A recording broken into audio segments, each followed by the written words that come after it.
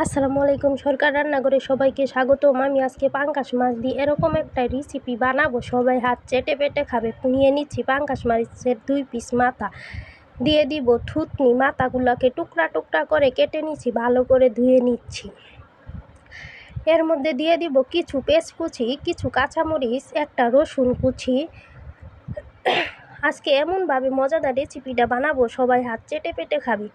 দিয়ে দিচ্ছি 1 টেবিল হলুদের গুঁড়া, 1 টেবিল মরিচের গুঁড়া, কিছু ধনের গুঁড়া, দিয়ে দিচ্ছি রসুন বাটা, দিয়ে দিচ্ছি স্বাদ মতো লবণ, দিয়ে দিচ্ছি আদা জিরা সবগুলো একবারে বেটে রেখেছিলাম, এগুলা দিয়ে দিচ্ছি। দিয়ে ভালো করে মিশিয়ে নিব।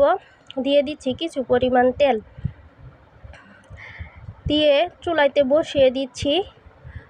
ভালো করে ভাজাকাঠির সাহায্যে মিশিয়ে নিচ্ছি।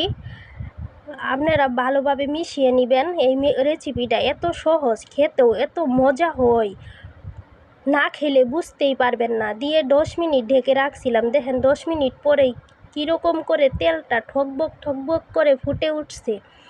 ভালো করে খুন্তি দিয়ে লেড়ে চেড়ে মাথাগুলোকে ভেঙে নিব। মাথা আর পেডি বাচ্চারা একদম পছন্দ করে না, তার জন্য আমি এই মজাদার রেসিপিটা আজকে বানিয়েছি। দেখেন এর মধ্যে আমি কোনো পানি অ্যাড করছি না, কীভাবে কত সুন্দর লেড়ে চেড়ে ভেঙে নিচ্ছি। কীরকম দেখা যাচ্ছে, খেতেও অনেক মজা হবে।